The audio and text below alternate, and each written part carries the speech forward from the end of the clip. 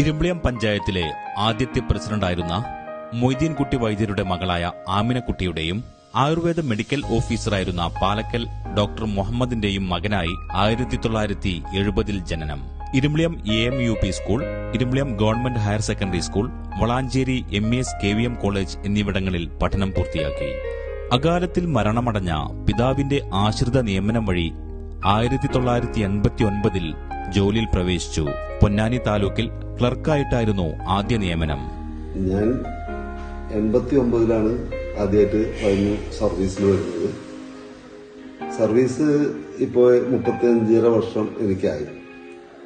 ഈ സർവീസ് കാലയളവിൽ ഒരുപാട് കാര്യങ്ങൾ എനിക്ക് IT-യുമായി ബന്ധപ്പെട്ടിട്ട് ചെയ്യാൻ കഴിഞ്ഞിട്ടുണ്ട്. നമ്മൾ ചെയ്യുന്ന കാലത്ത് അന്ന് IT അത്ര സർവീസിൽ ഉപയോഗപ്പെടുത്തിയിട്ടില്ല. ആ കാലത്തിലാണ് ഞാൻ ഇതെല്ലാം ചെയ്തിട്ടുള്ളത്. ഇപ്പോൾ എല്ലാ മേഖലയിലും കുറെയൊക്കെ എത്തിപ്പെട്ടെങ്കിലും എന്നാലും ഇപ്പോഴും ഡിപ്പാർട്ട്മെന്റിൽ മുഴുവനായിട്ടില്ല. പൊന്നാനി താലൂക്ക്, തിരൂർ താലൂക്ക്, എടപ്പാൾ, കുറ്റിപ്പുറം, വളാഞ്ചേരി തുടങ്ങിയ വില്ലേജ് ഓഫീസുകളിലും തിരൂർ താലൂക്ക്, മലപ്പുറം കളക്ടറേറ്റ് എന്നിവിടങ്ങളിൽ ഡെപ്യൂട്ടി തഹസിൽദാറായും തിരൂർ, തിരുരങ്ങാടി, പെരിന്തൽമണ്ണ, വടക്കാഞ്ചേരി തുടങ്ങിയ സ്ഥലങ്ങളിൽ തഹസിൽദാറായും മലപ്പുറം, കണ്ണൂർ, കാസർകോട് തുടങ്ങിയ ജില്ലകളിൽ RDO, ഡെപ്യൂട്ടി കളക്ടർ എന്നീ തസ്തികകളിലും സേവനമനുഷ്ഠിച്ചു. കാട്ടുകുത്തി വില്ലേജ് ഓഫീസറായിട്ടിരിക്കുമ്പോഴാണ് ആദ്യമായിട്ട് സർട്ടിഫിക്കറ്റുകൾ കമ്പ്യൂട്ടറൈസ് ചെയ്ത് കൊടുക്കാൻ കഴിഞ്ഞത്. അത് ആളുകൾക്ക് വളരെ വളരെ ഉപകാരമായിരുന്നു. വളരെ സ്പീഡി ആയിട്ടാണ് ഇത് കിട്ടിയിരുന്നത്. പക്ഷെ ആ കാലത്തൊന്നും നമുക്ക് ഇങ്ങനെ സർട്ടിഫിക്കറ്റ് ഓൺലൈനായിട്ടോ അല്ലെങ്കിൽ അതുപോലുള്ള സംവിധാനങ്ങളൊന്നും സർക്കാരിൽ നിലവിലുണ്ടായിരുന്നില്ല. ആ സമയത്താണ് ഇത് ഉണ്ടായിരുന്നത്. അതുകൊണ്ട് തന്നെ ആളുകൾക്ക് വളരെ ഇഷ്ടമായിരുന്നു. വളരെ ഫാസ്റ്റ് ആയിട്ടായിരുന്നു കാര്യങ്ങൾ ചെയ്ത് കിട്ടിയത്. ഈ സോഫ്റ്റ്വെയർ ഞാൻ സ്വന്തമായിട്ട് ഡെവലപ്പ് ചെയ്തതായിരുന്നു. അന്നത്തെ കാലത്തുള്ള നടന്നിരുന്ന സോഫ്റ്റ്വെയർ വെച്ച് വിഷ്വൽ ബേസിക് വെച്ചിട്ടാണ് ഞാൻ വികസിപ്പിച്ചത്. അത് സ്വന്തമായിട്ടുള്ള ഒരു ലാപ്ടോപ്പ് ഉപയോഗിച്ചിട്ടായിരുന്നു അന്ന് ചെയ്തത്. വില്ലേജ് ഓഫീസുകളിലൊന്നും തന്നെ കമ്പ്യൂട്ടറുകളോ മറ്റുള്ള സംവിധാനങ്ങളോ ഒന്നും, പ്രിന്ററോ ഒന്നും നിലവിലുണ്ടായിരുന്നില്ല. 1993 വിവാഹം നടന്നു. വലിയൂന്ന് HLP സ്കൂൾ പ്രധാന അധ്യാപിക നസീമയാണ് ഭാര്യ. സിത്താര ജഹാൻ, സൈമ ജഹാൻ എന്നിവർ മക്കളാണ്. അബ്ദുൽ ഫത്താഹ്, ഷഹീൻ എന്നിവർ മരുമക്കളും. ഏക സഹോദരി ഷജിന റവന്യൂ ഡിപ്പാർട്ട്മെന്റിൽ ജോലി ചെയ്യുന്നു. വിവരസാങ്കേതിക വിദ്യയുടെ വരവിന്റെ ആദ്യകാലത്തിൽ IT-യിൽ വിദഗ്ധനായ ഇദ്ദേഹം ടെക്നോളജി എങ്ങനെ ഫലപ്രദമായി സർക്കാർ സംവിധാനങ്ങളിൽ ഉപയോഗിക്കാമെന്ന് തെളിയിച്ചിട്ടുണ്ട്. അതിനുവേണ്ടി സ്വന്തം സമയവും പണവും ചിലവഴിച്ച് റവന്യൂ വകുപ്പിൽ സർക്കാർ യാതൊരു സഹായവുമില്ലാതെ ഒരുപാട് തരം സോഫ്റ്റ്വെയറുകൾ പ്രയോഗത്തിൽ കൊണ്ടുവന്നു. ഞാൻ ഡെപ്യൂട്ടി തഹസിൽദാറായിട്ട് കളക്ടറേറ്റിൽ ഇരിക്കുമ്പോഴാണ് RR ഓൺലൈൻ എന്നുള്ള ഒരു സംഭവം, ഒരു കൺസെപ്റ്റ് കൊണ്ടുവന്നതും അത് നടപ്പിലാക്കിയതും. RR ഓൺലൈൻ അന്ന് വരെ എല്ലാ ഓഫീസിലും വളരെ ബുദ്ധിമുട്ടുള്ള ഒരു കാര്യമായിരുന്നു. സർക്കാരിന് പിരിവിലും ഭയങ്കരമായിട്ടുള്ള ബുദ്ധിമുട്ടുണ്ടായിരുന്നു.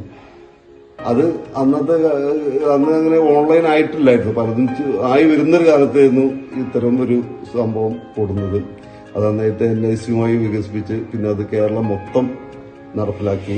എല്ലാ ജില്ലകളിലും അത് കുറെ കാലം വർക്ക് ചെയ്തു. ഇപ്പോൾ അതിന്റെ ഏറ്റവും ലേറ്റസ്റ്റ് വേർഷനായിട്ടാണ് ഇപ്പോൾ വർക്ക് ചെയ്തിരുന്നത്. അദ്ദേഹം കൈവച്ച മേഖലകളിലെല്ലാം തന്നെ പഴയ രീതികൾ മാറി പുതിയ രീതികൾ കൊണ്ടുവന്നു. ഇത്തരം പദ്ധതികൾ നടപ്പിലാക്കാൻ കളക്ടർമാരായിരുന്ന Biju IAS, Jafar Malik IAS, Amit Meena IAS, Gopalakrishnan IAS എന്നിവർ നല്ല പിന്തുണയും പ്രോത്സാഹനവും നൽകിയിട്ടുണ്ട്. മലപ്പുറം ജില്ലയില് നമ്മുടെ ഭൂനികുതി സ്വീകരിക്കല് മുമ്പ് വളരെ പ്രയാസമുള്ള കാര്യമായിരുന്നു. കാരണം ആളുകൾ വരുമ്പോൾ ഒരുപാട് ബുക്കുകളൊക്കെ നോക്കിയിട്ട് തന്നെ ആളുകളുടെ ഒരു നികുതി അടച്ചു കൊടുക്കാനുണ്ട്. അതുകൊണ്ട് തന്നെ ആളുകൾ വരുമ്പോൾ വളരെ ബുദ്ധിമുട്ടിയിട്ടാണ് വില്ലേജ് ഓഫീസിൽ നിന്ന് പോയിരുന്നത്. അപ്പൊ അതിന് പരിഹാരം എന്നുള്ള നിലയ്ക്ക് ആദ്യം ഭൂനികുതി എങ്ങനെ കമ്പ്യൂട്ടറൈസ് ചെയ്യാം എന്നുള്ളത് ആലോചിച്ച് അതിനൊരു സോഫ്റ്റ്വെയർ ഉണ്ടാക്കി അന്നത്തെ കളക്ടറായ ബിജു സാറിനെ കൊണ്ട് അത് അംഗീകരിച്ച് പിന്നെ അത് ആദ്യം നമ്മുടെ തിരുനാവായ വില്ലേജില് ഒരു പൈലറ്റ് പ്രൊജക്ട് നടപ്പിലാക്കുകയും മലപ്പുറം ജില്ലയിൽ 16ഓളം വില്ലേജിൽ നടപ്പിലാക്കുകയും ചെയ്തു. അതിനുശേഷം 2 വർഷം അത് കഴിഞ്ഞിട്ടാണ് ഇത് റിലീസിനോട് കൂടി കൂട്ടിച്ചേർത്തത്. പിന്നെ ഇപ്പോൾ കേരളത്തിൽ മൊത്തം ടാക്സ് എടുക്കുന്നത് ഈ ഒരു സംവിധാനം ഉപയോഗിച്ചിട്ടാണ്. ശ്രീ ഷാജു P കെട്ടിട നികുതി, ആഡംബര നികുതി എന്നിവ വളരെ എളുപ്പത്തിലും കൃത്യതയോടും കൂടി അസസ്മെന്റ് നടത്തുന്നതിനും MIS റിപ്പോർട്ടുകൾ എടുക്കുന്നതിനും സെർവർ ബേസ്ഡ് സോഫ്റ്റ്വെയർ വികസിപ്പിച്ചതും കെട്ടിട നികുതി, ആഡംബര നികുതി എന്നിവ വളരെ എളുപ്പത്തിൽ നിർണ്ണയിക്കുന്നതിന് സർക്കാർ വികസിപ്പിച്ചെടുത്ത സോഫ്റ്റ്വെയറുകൾ നിലവിൽ വരുന്നതിന് വർഷങ്ങൾക്ക് മുമ്പ് തന്നെ ശ്രീ ഷാജു വികസിപ്പിച്ചെടുത്ത ബിൽഡിംഗ് ടാക്സ് സോഫ്റ്റ്വെയറാണ് കേരളത്തിലെ ഒട്ടുമിക്ക താലൂക്കുകളിലും ഉപയോഗിച്ചു വന്നിരുന്നത്. ഈ സോഫ്റ്റ്വെയർ മുഖേന കെട്ടിട നികുതി, ആഡംബര നികുതി എന്നിവ നിർണ്ണയിക്കുന്നത് മൂലം സാധാരണ നികുതി നിർണ്ണയം നടത്തുന്നതിന്റെ 10 ഇരട്ടി വേഗത്തിൽ കഴിയുന്നു എന്നും ഇത് ഉപയോഗപ്പെടുത്തി വരുന്ന തഹസിൽദാർമാരും കളക്ടർമാരും ഏകകണ്ഠേന അഭിപ്രായപ്പെടുന്നുണ്ട്.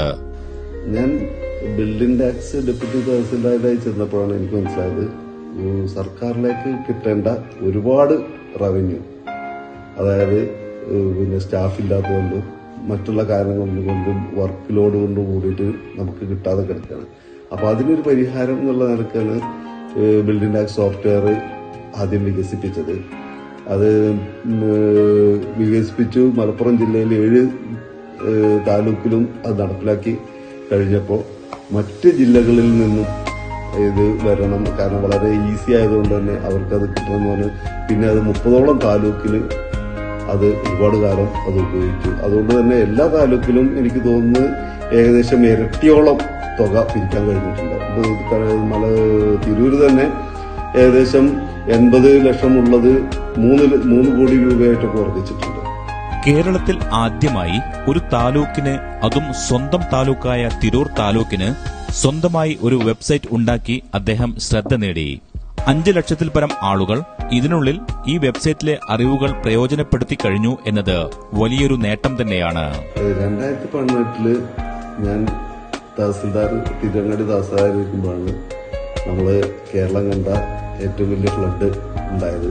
ആ സമയത്ത് ഈ ഫ്ലഡ് വിക്ടിംസിന് പിന്നെ പണം കൊടുക്കൽ വലിയൊരു ബുദ്ധിമുട്ടുള്ള കാര്യമാണ്. കാരണം എല്ലാവരും ഡാറ്റ മേടിച്ച് എടുത്ത് ചെയ്യാന്ന് പറഞ്ഞാൽ വളരെ ബുദ്ധിമുട്ടുള്ള കാര്യമാണ്. അപ്പോൾ അത് എല്ലാ വില്ലേജ് ഓഫീസറുകളെയും ബന്ധിപ്പിച്ച് ഒരു സോഫ്റ്റ്വെയർ ഉണ്ടാക്കുകയും അവർക്ക് അവിടെ നിന്ന് തന്നെ അവർ ഡാറ്റ എൻട്രി ചെയ്താൽ അത് താലൂക്കിൽ കിട്ടുന്ന തരത്തിലൊരു സോഫ്റ്റ്വെയർ ഉണ്ടാക്കുകയും ചെയ്തു. അതിന്റെ അടിസ്ഥാനത്തിൽ ആളുകൾക്ക് വളരെ വേഗം 15,000-ഓളം പേർക്ക് ഒറ്റയടിക്ക് പൈസ കൊടുക്കാൻ പറ്റി. അർബുദമടക്കമുള്ള രോഗങ്ങൾ പിടിപെട്ടവർക്കുള്ള സർക്കാർ സഹായത്തിന്റെ വിതരണം എളുപ്പമാക്കുന്നതിനുള്ള സോഫ്റ്റ്വെയറും ഷാജു കണ്ടെത്തിയിരുന്നു. ഇതുവഴി രോഗികളുടെ വിവരങ്ങൾ ഡിജിറ്റലായി സൂക്ഷിക്കുകയും മണി ഓർഡർ അയക്കുന്ന വിവരം SMS-ലൂടെ രോഗിയെ അറിയിക്കുന്നതിനും സൗകര്യമുണ്ട്. തഹസിൽദാരായിരിക്കുമ്പോഴാണ് ഈ പെൻഷൻ, ക്യാൻസർ പെൻഷൻ, അതുപോലത്തെ പെൻഷനുകൾ വളരെയധികം മണി ഓർഡർ തിരിച്ചു വരുന്നതായിട്ട് എന്റെ ശ്രദ്ധയിൽപ്പെട്ടത്. ആളുകൾക്ക് കിട്ടാതെ പലരും മരിച്ചു പോയിട്ടാണ് ഇത് അയക്കാൻ പറ്റുന്നത്. അത് താലൂക്ക് ഓഫീസിൽ നിന്ന് അയക്കുക എന്ന് പറഞ്ഞത് വലിയൊരു ബുദ്ധിമുട്ടുള്ള കാര്യം തന്നെയായിരുന്നു. ഇത്ര പേര് മണി ഓർഡർ അയച്ചുണ്ടാക്കുക എന്ന് പറഞ്ഞാൽ പലപ്പോഴും അത് ഡിലേ വരാറുണ്ടായിരുന്നു, 1 മാസം 2-3 മാസമൊക്കെ. അപ്പൊ അങ്ങനെ ഡിലേ വരുമ്പോൾ ഈ ആളുകൾ മരിച്ചു പോയിട്ടാണ് അവർക്ക് കിട്ടുന്നത്. അത് അവർക്ക് ഉപയോഗപ്പെടാത്ത ഒരു സംവിധാനമായിട്ടാണ് നിന്നത്. അപ്പൊ അതിന് എന്ത് ചെയ്യാൻ കഴിയുമെന്ന് കുറെ ആലോചിച്ചപ്പോഴാണ് അത് അയക്കൽ വളരെ ഫാസ്റ്റ് ആക്കിയാൽ മാത്രമേ, എല്ലാ മാസവും കൃത്യമായിട്ട് അയക്കുകയാണെങ്കിൽ മാത്രമേ അവർക്ക് 1 മാസമെങ്കിലും കിട്ടാതെ പോവുള്ളൂ. മരണപ്പെട്ടാലും ആ 1 മാസത്തെ മാത്രമേ കിട്ടാതെ പോവുള്ളൂ, ബാക്കിയുള്ളതൊക്കെ കിട്ടുള്ളൂ എന്ന് ആലോചിച്ചപ്പോഴാണ് അത്തരത്തിലൊരു സാധനം വേണമെന്ന് ഞാൻ ആഗ്രഹിച്ചു. അതിനനുസരിച്ച് ഞാൻ പ്രവർത്തിച്ചത്. അങ്ങനത്തെ ഒരു സിസ്റ്റം, ഒരു സോഷ്യൽ സെക്യൂരിറ്റി പെൻഷൻ കൊടുക്കുന്നതിന് വേണ്ടിയിട്ടുള്ള ഒരു സംഗതി ഉണ്ടാക്കി. അത് കൊടുത്തപ്പോൾ പിന്നെ എല്ലാവരും ഡാറ്റ കയറ്റുന്ന ഒരു ആവശ്യം മാത്രമേ ഉണ്ടായിരുന്നുള്ളൂ. ഓരോ മാസവും കറക്റ്റായിട്ട് അത് പ്രിന്റ് ഔട്ട് എടുക്കാൻ പറ്റും. അതുപോലെ തന്നെ മണി ഓർഡർ തിരിച്ചു വന്നത് അതിൽ എൻട്രി ചെയ്യാൻ പറ്റും. അങ്ങനെയൊക്കെ വളരെ ഉപകാരമായിരുന്നു. പിന്നെ ഓഫീസിൽ വളരെ ഫാസ്റ്റായിട്ട് അത് കാര്യങ്ങൾ നടത്തിയിരുന്നു. ആളുകൾക്കും തന്നെ അത് ഭയങ്കര ഹെൽപ്ഫുൾ ആയിരുന്നു ഒരു സോഫ്റ്റ്വെയർ. താലൂക്ക് ഓഫീസിൽ നിന്ന് അയക്കുന്ന മണി ഓർഡറുകളിൽ വലിയൊരളവ് രോഗികൾക്ക് കിട്ടാതെ തിരിച്ചു വരുന്നത് പതിവായതോടെയാണ് വിതരണം എളുപ്പമാക്കുന്നതിനുള്ള വഴികൾ തഹസിൽദാറായ പി ഷാജു കണ്ടെത്തിയത്.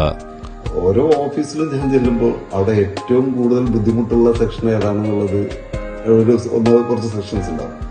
അപ്പോൾ അതിൽ വർക്ക് ലോഡ് എങ്ങനെ കുറക്കാം എന്ന് നോക്കുമ്പോഴാണ് ഇതുപോലത്തെ ആശയങ്ങളൊക്കെ വരാറും അതിനനുസരിച്ച് പ്രവർത്തിക്കാൻ പറ്റാറും. ഇപ്പോൾ LT ചെന്നപ്പോൾ തന്നെ അവിടെ നോട്ടീസ് അയക്കാൻ വളരെ പാടായിരുന്നു. ലാൻഡ് ട്രിബ്യൂണലിൽ, തിരൂർ ലാൻഡ് ട്രിബ്യൂണലിൽ അയക്കാൻ വളരെ ബുദ്ധിമുട്ടായിരുന്നു. കാരണം എഴുതാനും 4 കോപ്പി എഴുതണം, അങ്ങനെയൊക്കെയുള്ള ഒരുപാട് ബുദ്ധിമുട്ടുകളുണ്ട്. അപ്പൊ അത് എങ്ങനെ ഇതാക്കാന്ന് പറഞ്ഞപ്പോഴാണ് എല്ലാവരും കൂടി പറഞ്ഞത്, സാറേ നമുക്കൊരു സിസ്റ്റം ഉണ്ടെങ്കിൽ നടക്കും എന്ന് പറഞ്ഞു. അപ്പൊ അതിനനുസരിച്ചൊരു പട്ടയം എന്നുള്ളൊരു സോഫ്റ്റ്വെയർ ഉണ്ടാക്കാനുള്ള ഒരു ഇതുണ്ടായി. അപ്പൊ അതിനനുസരിച്ച് അത് വികസിപ്പിച്ചു. അതുപോലെ തന്നെ പട്ടയ സംബന്ധമായ എല്ലാ വിവരങ്ങളും ഒരു മിസ്ഡ് കോളിലൂടെയോ വെബ്സൈറ്റിലൂടെയോ അറിയാൻ സംവിധാനമൊരുക്കിയും ഷാജു ശ്രദ്ധ നേടിയിരുന്നു. ഇങ്ങനെ നിരവധി പ്രശംസ നേടിയ സേവനങ്ങൾ അദ്ദേഹം നാടിനു വേണ്ടി നൽകിയിട്ടുണ്ട്. കോവിഡിന്റെ കാലത്തായിരുന്നു നമ്മൾ പഞ്ചായത്ത് ഇലക്ഷൻ വന്നത്. പഞ്ചായത്ത് ഇലക്ഷനിൽ കോവിഡ് ഉള്ളവർക്കും വോട്ട് ചെയ്യണം എന്നുള്ള ഒരു ഗവൺമെന്റ് നിർദ്ദേശം വന്നു. പക്ഷെ അത് എങ്ങനെ നടപ്പിലാക്കും, ആദ്യമായിട്ടാണ് നമ്മൾ അങ്ങനെ ഒരു സംഭവം വന്നത്. ഹോം വോട്ടിംഗ് ചെയ്യണം, സ്പെഷ്യൽ വോട്ട് വേണം എന്ന് പറഞ്ഞ് നിർദ്ദേശം വരികയും അതിന്റെ അടിസ്ഥാനത്തിൽ അന്ന് ഈ PSCയിലുള്ള ആളുകൾ, അതുപോലെ വീട്ടിലുള്ള ആളുകൾ, ഇവർക്കൊക്കെ ഹോം വോട്ടിങ്ങിന് വേണ്ടി സൗകര്യം ഒരുക്കണമെന്ന് ഗവൺമെന്റ് നിർദ്ദേശം വരികയും അത് എത്ര സിമ്പിളായി നടപ്പിലാക്കാൻ കഴിയുമെന്നുള്ളതിനെ പറ്റി കൂടി ആലോചിച്ച് എപ്പോഴാണ് ഞാൻ എന്റെ ഒരു ആശയം അന്നത്തെ ജില്ലാ കളക്ടറായ ഗോപാലകൃഷ്ണൻ സാറുമായിട്ട് പങ്കുവച്ചത്. സാറിന് ആശയം വളരെയധികം ഇഷ്ടപ്പെടുകയും സാർ അത് എന്നോട് ചെയ്തു കൊടുക്കാൻ പറയുകയും ചെയ്തു. അങ്ങനെ എനിക്ക് ഏകദേശം 5 ദിവസത്തിന് താഴെ 4 ദിവസമായിട്ട് ആ സോഫ്റ്റ്വെയർ ഡെവലപ്പ് ചെയ്യാനുള്ള സമയം കിട്ടുള്ളൂ. എങ്കിലും 104 PHCകളെയും മറ്റേ അതുപോലെ 117 ROമാരെയും ഒക്കെ കൂട്ടിയിണക്കി അത്രയും വലിയൊരു തരത്തിലുള്ള തന്നെ ലൈവ് പ്രൊജക്റ്റായിട്ട് എനിക്ക് നടപ്പിലാക്കാൻ പറ്റി. അത് തന്നെ വീണ്ടും ആ പ്രൊജക്റ്റുകൾ തന്നെ പിന്നീട് വരുന്ന ഇലക്ഷനിലും എനിക്ക് പല സ്ഥലത്തും അത് രണ്ടാമത് ഉപയോഗിക്കാനും പറ്റിയിട്ടുണ്ട്. പഞ്ചായത്ത് ഇലക്ഷന് 25,000 പേരോ 29,000 പേർക്കൊക്കെ അന്ന് വോട്ട് ചെയ്യാൻ കഴിഞ്ഞു എന്നുള്ളതാണ്.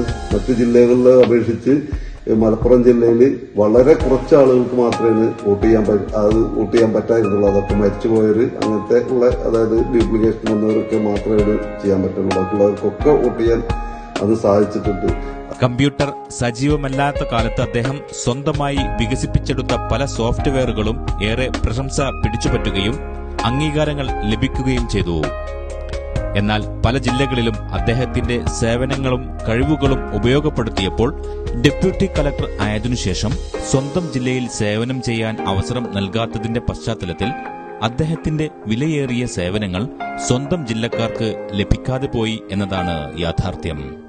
എന്റെ ഈ പ്രവർത്തനങ്ങളൊക്കെ സത്യത്തിൽ എന്റെ മാത്രം ഒരു വിജയമല്ല, അത് എന്റെ കൂടെ നിൽക്കുന്ന എന്റെ സ്റ്റാഫാണ് അതൊക്കെ വിജയിപ്പിച്ചിട്ടുള്ളത്. കാരണം ഞാനിത് ഉണ്ടാക്കി എന്നുള്ള ഇത് മാത്രമേ ചെയ്തിട്ടുള്ളൂ. പക്ഷെ എന്റെ സ്റ്റാഫിന്റെ അകമഴിഞ്ഞ സഹകരണം, അങ്ങനെ തന്നെ പറയണം. അവർ വളരെ രാത്രിയും പകലും അവരിരുന്ന് അധ്വാനിച്ചിട്ടാണ് ഓരോ ഓഫീസിലും. ഒരുപാട് പേരുണ്ട്, ഓർത്തോർത്ത് പറയണമെങ്കിൽ ഒരുപാട് ലെങ്തി ആയി പോകും. അതുകൊണ്ടാണ് ഞാനത് ഓരോരുത്തരുടെ പേരെടുത്ത് പറയാത്തത്. എങ്കിലും ഒരുപാട് പേര് എന്നെ അതിന് സഹായിച്ചിട്ടുണ്ട്. ഞാൻ ആദ്യം മുതൽ വന്ന് JP സാറ്, പൊന്നാനിയുള്ള JP sir, PPM Ashraf sir, അതുപോലെ ഒരുപാട് പേര് ആ കാലത്ത് എന്നെ സഹായിച്ചിട്ടുണ്ട്. ജില്ലാ കളക്ടർമാരായ ബിജു IAS, അതുപോലെ അമിത് മീണ IAS, ജാഫർ മാലിക് IAS, പിന്നെ Gopalakrishnan IAS, Inbasekar IAS, Chandrasekhar IAS, ഇവരൊക്കെ ഒരുപാട് സഹായിച്ചിട്ടുണ്ട് ഈ കാര്യങ്ങൾക്ക് വേണ്ടിയിട്ട്. അകമഴിഞ്ഞ സഹായം തന്നെ പറയാം. അവരൊക്കെ പരിപൂർണ പിന്തുണ ഉണ്ടായതുകൊണ്ടാണ് ഇതൊക്കെ ഇത്രയും നല്ലത് ജനങ്ങളിലേക്ക് എത്തിക്കാനും ഒക്കെ എനിക്ക് കഴിഞ്ഞത്. അവര് എല്ലാ കാര്യത്തിലും കൂടെ നിന്ന് അതില് എന്ത് ഉണ്ടെങ്കിലും അവർ തന്നെയാണ് എനിക്കിതിന് ഉണ്ടാക്കാനും ഒരു പ്രചോദനമൊക്കെ തന്നത്. ഇവരൊക്കെ തന്നെയാണ്. അവരോടൊക്കെയുള്ള നന്ദി ഞാൻ ഈ വിധത്തിൽ ഓർമ്മിക്കുകയാണ്. ഇത് ഞാൻ സോഫ്റ്റ്വെയർ ഉണ്ടാക്കി അല്ലെങ്കിൽ അത് ചെയ്തു പറഞ്ഞാൽ അതിന്റെ പിന്നിൽ എന്റെ ക്ലർക്കുമാരും എന്റെ JSമാരും അഹോരാത്രം പണിയെടുത്തിട്ടാണ് ഉണ്ടാക്കിയത്. അതുപോലെ പകുതി വെച്ച് പോയതാണ് ലീസ് ലാസ്റ്റ് ഘട്ടത്തിലായിരുന്നു. അവസാന ഘട്ടത്തിൽ എന്ന് പറഞ്ഞാൽ അവസാനം ടെസ്റ്റ് അടിച്ച് ഓക്കെ എന്ന് പറഞ്ഞ് അതിന്റെ കാൽക്കുലേഷൻ അടക്കം വന്നിരുന്ന ആ ഇത് അവസാന നിമിഷം അത് അരുണും പോയി, ആ ക്ലർക്കും പോയി. അതോടുകൂടി അത് അവിടെ കിടന്നു.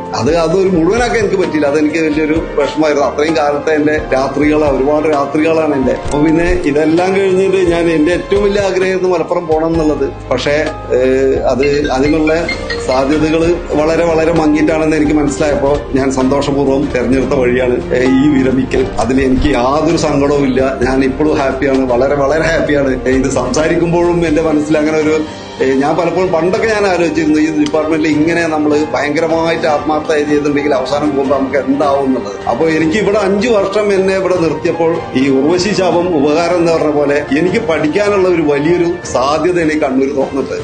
പക്ഷെ അങ്ങനത്തെ നമുക്ക് സ്വന്തം നാട്ടിലേക്ക് യാതൊരു വിധ ഇതില്ലാതെ നമുക്ക് കിട്ടാതെ വരികയും ജൂനിയർ മോസ്റ്റ് ആയിട്ടുള്ള ആളുകൾ അവിടെ സ്ഥിരമായിട്ടുണ്ടാവുകയും ചെയ്യുമ്പോൾ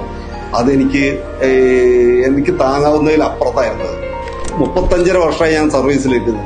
ഒരു വർഷം പോലും അല്ലെങ്കിൽ ഒരു സീറ്റിൽ പോലും നമ്മളൊരു വ്യക്തിമുദ്ര അല്ലെങ്കിൽ ഒരു സംഗതി ചെയ്യാതെ ആ ഓഫീസിൽ നിന്ന് ഞാൻ പോന്നിട്ടില്ല. ഒരു ഓഫീസിലും ഏത് ഓഫീസിലെടുത്താലും